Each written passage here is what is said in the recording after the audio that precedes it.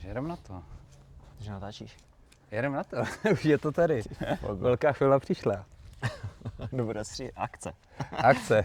Akce, musí někdo... Tak, začínáme, klapka, jedeme. Tak, jak jdeme na to? Kdo Řekneme začne si ještě teda? klidně to, sestříháme to Jasně, pak, jo. sestříháme to. Tak já začnu. Vítáme no. Hele, víš co, začni radši ty. Dobře. Vítáme příznivce požárního sportu. Dnes jsme se tady s Romanem sešli, aby jsme vám něco řekli o tady těchto rozdělovečích. Tak. A teď to střihneme. Ne, znova. Jo, klidně to. Ne, nebudu, aby jsme něco řekli o rozdělovačích, na tom jsem se sekl. Jako jo. Takže zkusíme to znova. Tak. Vítáme příznivce požárního sportu. Dneska jsme se tady s Romanem sešli, aby jsme vám popsali já si to nerozmluvím. Musím se rozkecat. Začni ty. Začni ty. Dobře. Nejhorší jsou ty první věty, je už pak, jak už začne ty technické věci a to.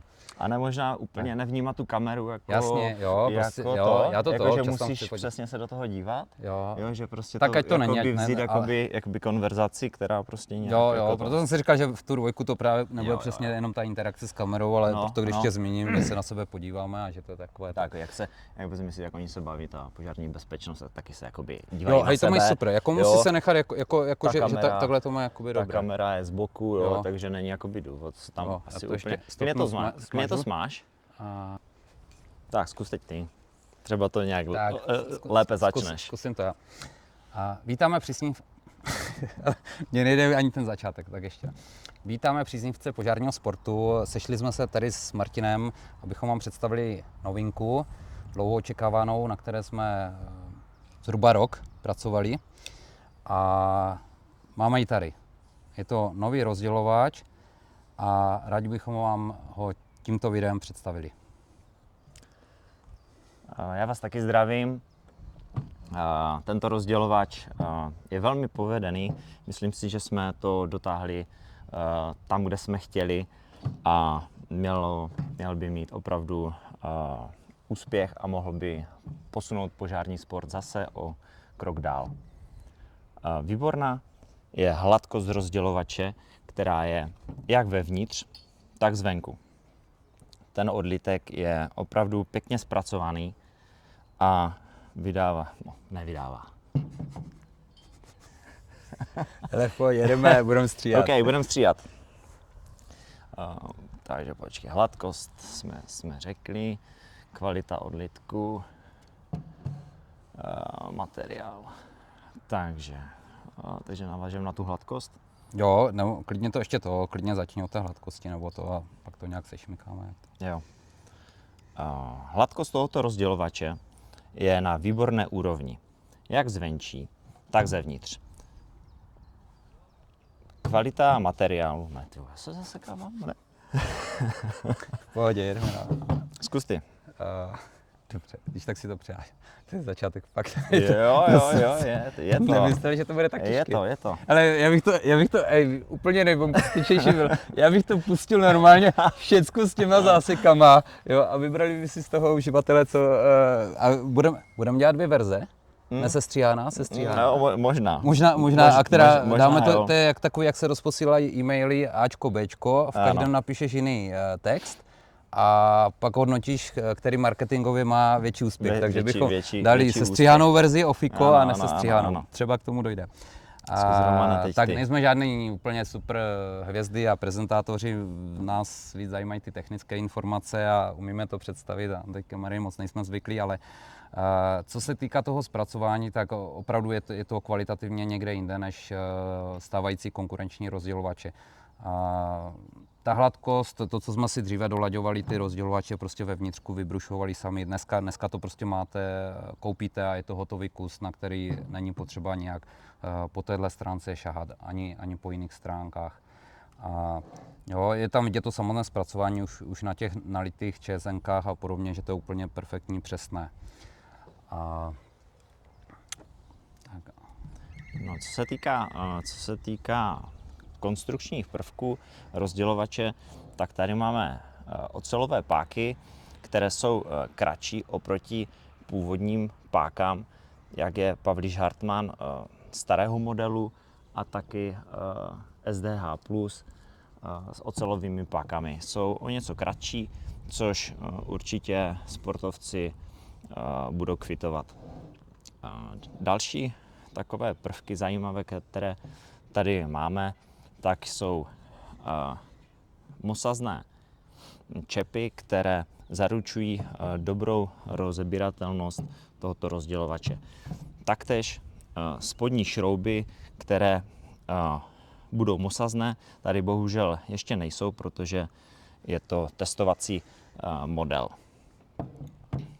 Já bych se vrátil ještě k těm pákám. Ono vlastně jakoby díky těm změnám v té konstrukci došlo vlastně k posazení těch C-čkových koulí trošku do jiné polohy. Tím pádem vlastně to umístění té koule a toho čepu je kousek posunuté vzadu, takže de facto stejná páčka krásně končí ještě před samotnou spojkou, takže i ty originál páčky jsou použitelné.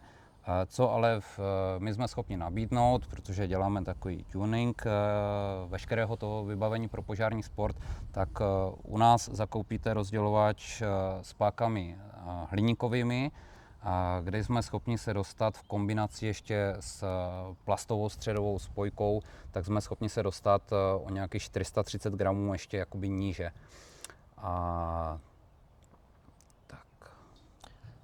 Když se vrátím ještě k té funkčnosti rozdělovače, tak je opravdu kladen důraz na rozebíratelnost. Tak jak jsem zmiňoval ty vrchní čepy, spodní šrouby, které jsou z mosazy, tak i příruby se dají jednoduše rozebrat.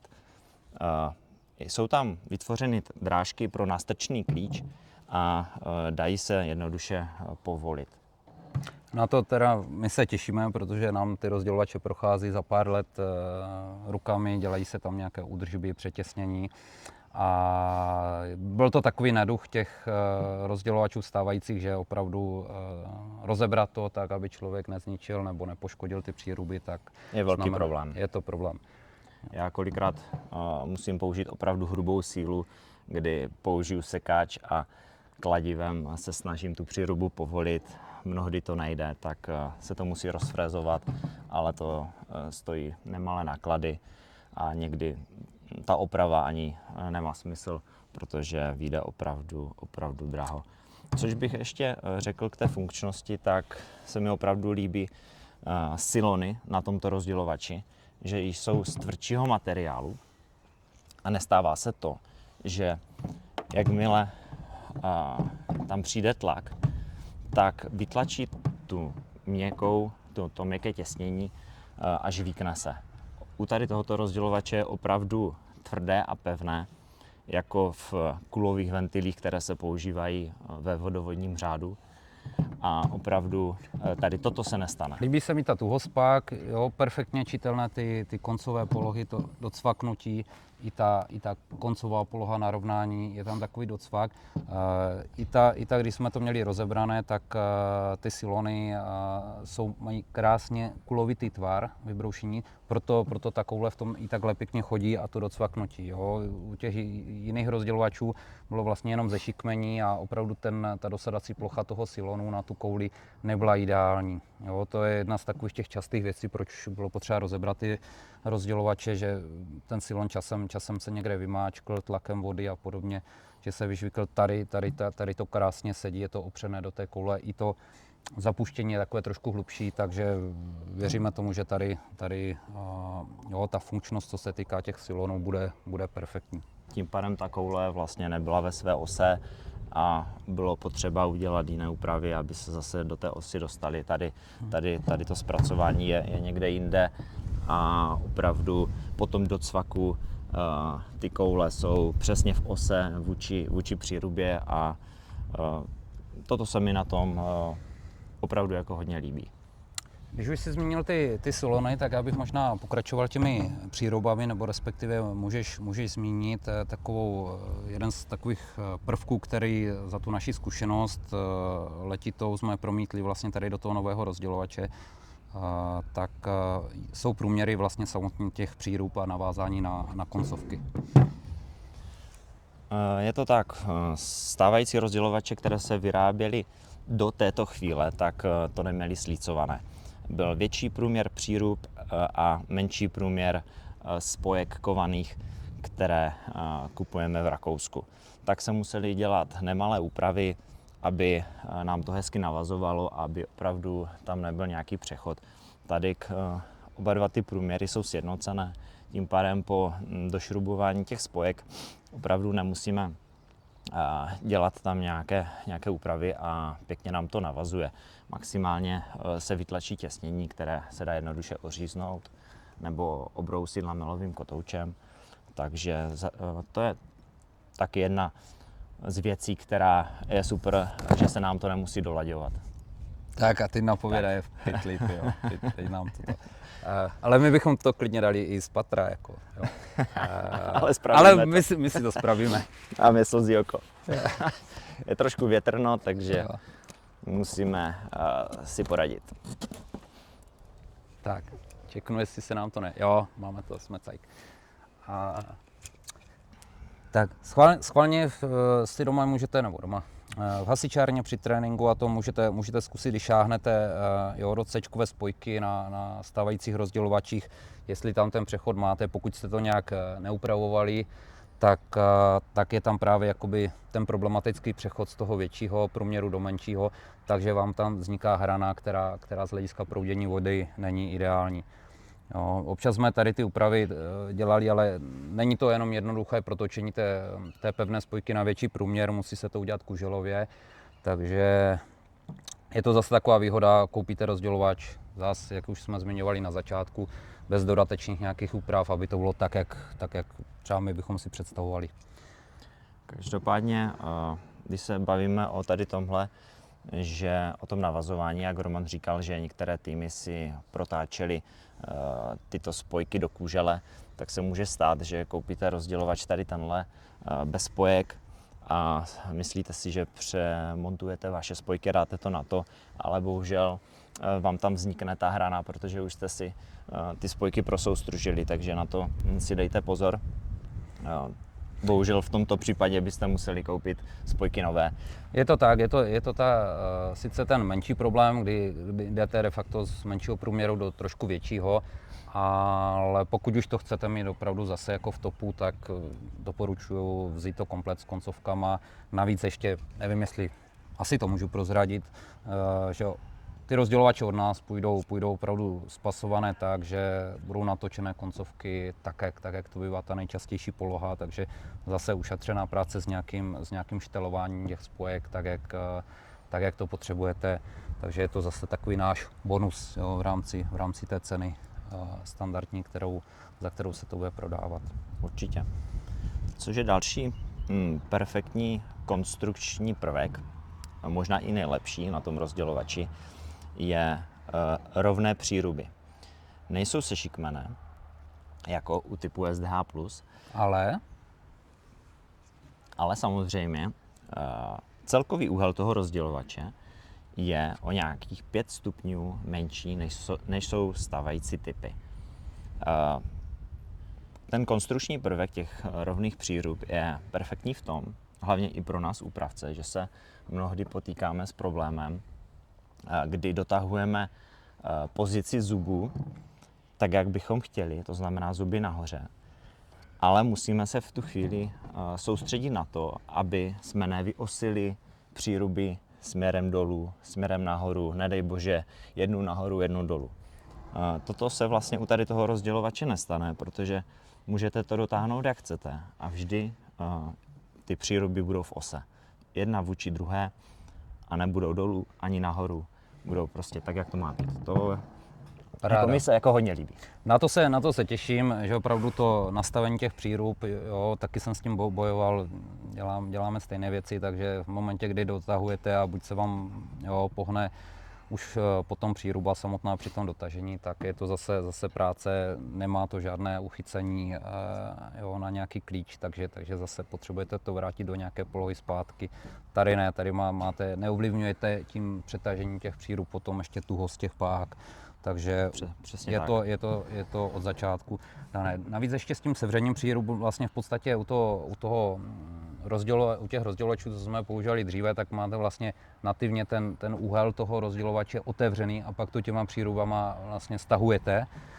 Kdežto tady už je to celkově prostě staženější už v tom těle a ještě se dostáváme se do toho sevření ještě o těch 5-6 stupňů menšího, než jsou vlastně ty sevřené uhlí. Tady už bych asi zmínil poznatek z praxe.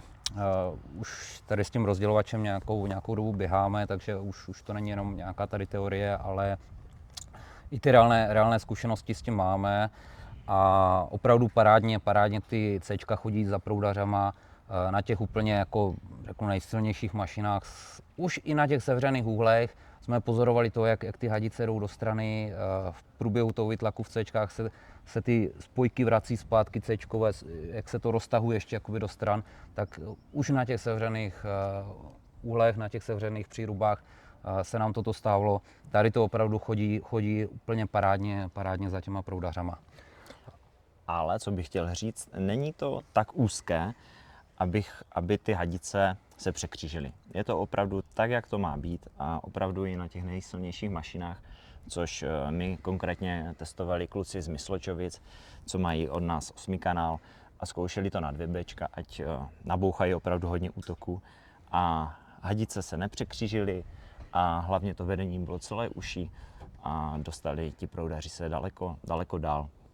Takže oni s tím byli velmi spokojení a říkali, že ten krok zpátky opravdu nechcou udělat, že se jim ten rozdělovač líbí. A kvitovali tvar toho rozdělovače.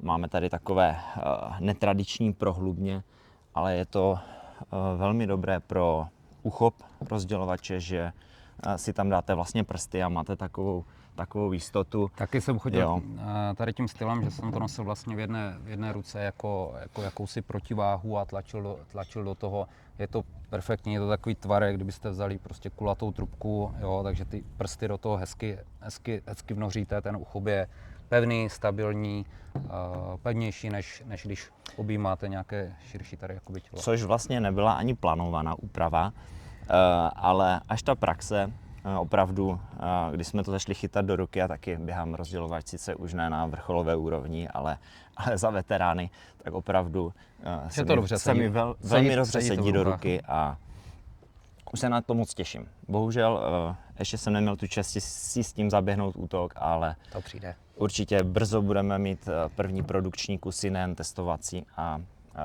hned si to osadíme spojkama a vyzkoušíme. Jo, jenom kontroluje, jestli nahráváme. Jo, nahráváš? Jo, jako já se takový... My oko mi slzí, protože z té strany fouka. Jo, já jsem právě teď by bylo jako, ty si představ, že řeknu ty vogo a teď to nenahrávalo, jo. Hej, čas máme dobrý. Jo, je to dobrý? Čas máme, za chvilku máme trénink. Trochu jsme se rozkecali, to už je dobře. To jsme my jsme se zakecali předtím, než jsme začali, takže ať přemýšlím, chtěl jsem říct, a má to taky nějaké negativa, že jako pinknu jako otázku a to. Jednu takovou úvahu nad tím, pro koho to možná nebude úplně vhodné. A primárně my jsme to testovali vlastně jako kluci na 3Bčka a kde stojí za úvahu, jestli do toho jít nebo nejít, tak je u ženských družstev, u holek. A kdo chodí styl, že zůstává na prostředku, je ten úhel opravdu jakoby staženější. Jo, je tam, zůstává toho místa tam ještě méně než doteď, takže tam je to na zvážení, jo, aby už ty Cčka prostě nestřílelo to jakoby do nohou, jo, takže v téhle kombinaci. Ale nejenom holčičí styl, to je i chlapský styl, sice no na jo, to neběhají teď mě ze Sbory, tyjo, normálně asi vyfackují, jako přesně jo. tak, jako to jsem si naběhl. Sbora, a dokonce i já jsem přešel na tady tento styl, abych nemusel přeskakovat hadice, tak se otáčím a je to pro mě jistější a Chceš to vystřihnout? A můžu běžet mnohem víc naplno.